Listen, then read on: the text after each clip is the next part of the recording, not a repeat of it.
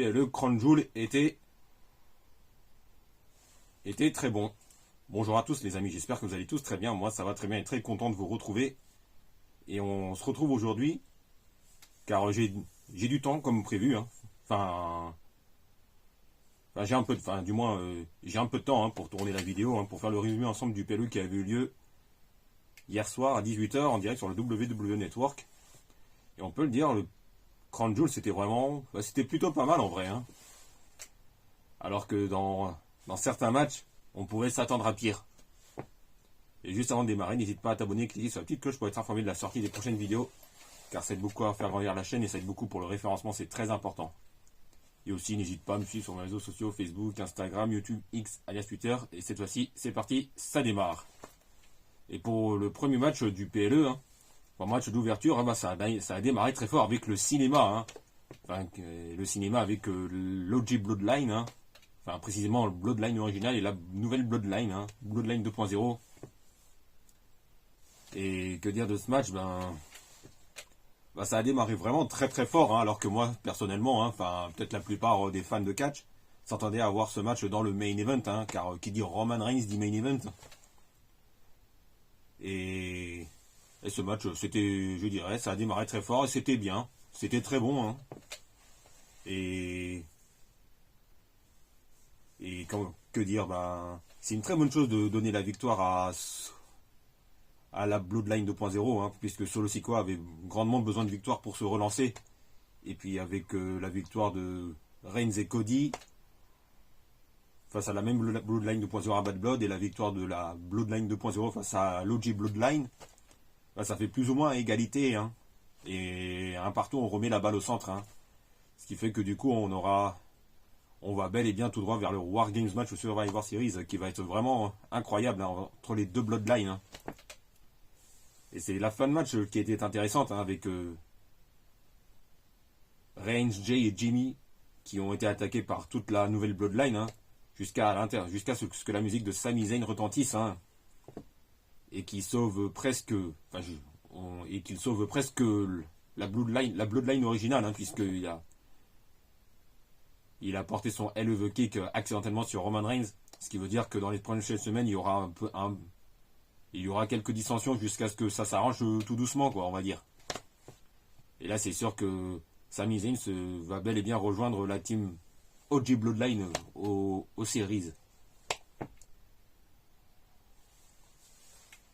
Et le deuxième match, comment vous le décrire ? C'est un petit peu compliqué puisque c'est le match pour les titres par équipe féminine avec Bianca Belair et Jade Cargill qui défendaient les titres face à Lash Legend et Jakara Jackson, une nouvelle superstar de NXT qui s'intègre tout doucement dans le roster principal. Et en face, il y avait aussi Damage Control et Piper Niven et Chelsea Green. Et ce match, c'est compliqué de vous le décrire puisque c'est le match que j'attendais le moins. Et j'en ai profité pour aller manger. Ce qui fait que je peux pas vraiment vous décrire ce match, si ce n'est que Bianca et Jade restent comme prévu, toujours championnes par équipe féminine. Mais à mon avis, elles vont pas le rester longtemps, puisque à mon avis, ça va exploser entre elles au bout d'un moment. Par exemple, pour Royal Rumble, comme je l'avais dit dans les vidéos pronostiques cette semaine. Vraiment difficile de vous décrire ce match.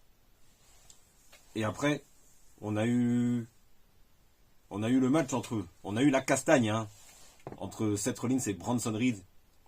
Et pour être honnête avec vous, j'ai adoré ce match, et je dirais que c'est le meilleur match de la soirée, avec un Seth Rollins qui est très bien établi en tant que main eventer, et Bronson Reed qui continue de monter en puissance, Et je pense que ce match aurait même dû avoir une stipulation, par exemple, j'en sais rien, un Falls Count Anywhere ou un Street Fight match ou j'en sais rien, mais ça a mérité quand même une stipulation, Et vu la fin du match avec Seth Rollins qui remporte ce match avec quand même en ayant pas mal galéré face à Bronson, et que Bronson après le match se relève comme si de rien n'était, et vu après le match Reed a confronté Rollins, la rivalité est loin d'être finie, je vous le dis les amis, Et il se peut qu'on ait une revanche au Survivor Series, et avec pourquoi pas un CM Punk qui pourrait avoir un rôle à jouer dans dans ce match en coûtant la victoire à Rollins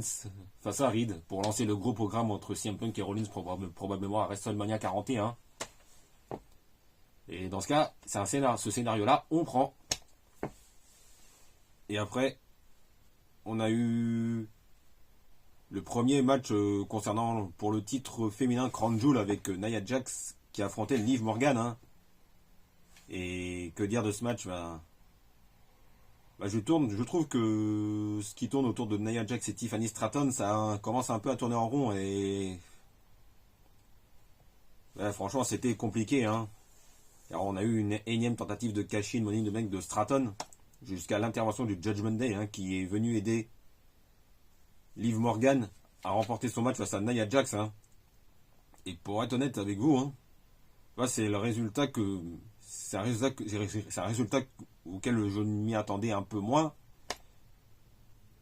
Mais j'avoue que c'était très bien joué de la part de la WWE. Hein.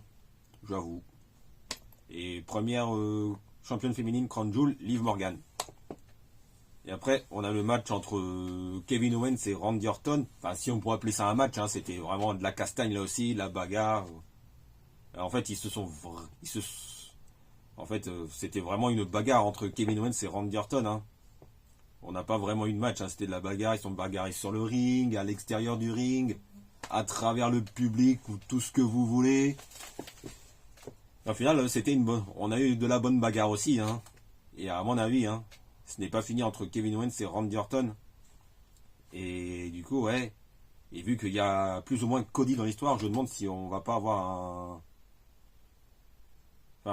avoir vraiment le match Owens-Orton au Survivor Series ou si on va tout droit vers un triple threat match entre Cody, Orton et Owens au Survivor Series. Mais bon, moi je suis plutôt pour une revanche Cody Owens au Survivor Series et pourquoi pas un Cody Orton au, j'en sais rien, Royal Rumble ou à WrestleMania par exemple. En final, on a eu une bonne bagarre plutôt qu'un match, hein, même si on n'a pas vraiment eu de match. Hein. Et après, on a eu le match pour le titre des États-Unis avec LA Knight qui défendait son titre face à Andrade et Carmelo Hayes. Hein.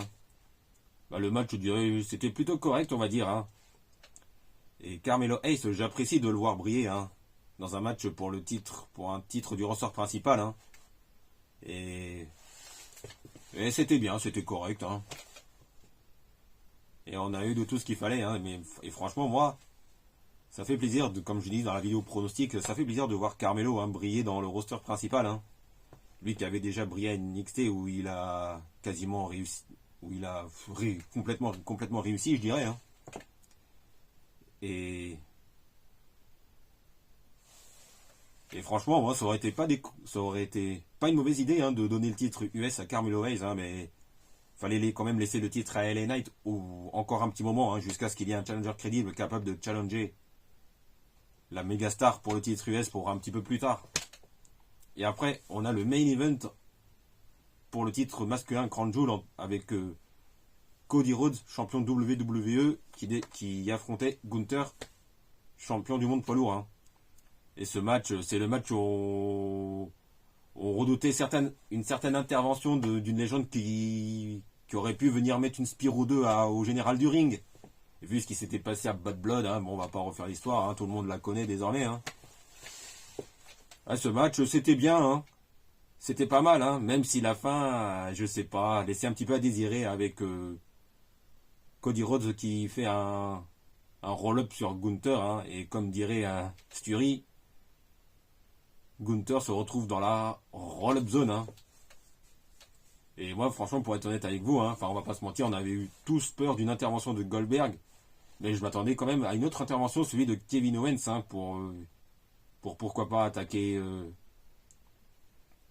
coûter le match pourquoi pas coûter le match à Cody ou attaquer Cody après le match justement pour préparer la revanche Cody Owens au Survivor Series.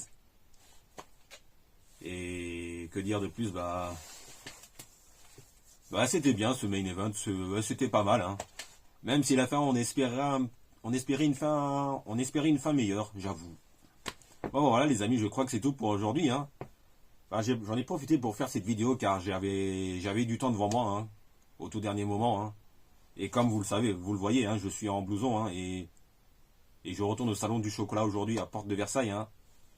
Et c'est vraiment pas mal. Hein. C'est vraiment le top du top. Hein. Et ce qui explique pourquoi je suis en blouson. Et je m'apprête à retourner sur Paris.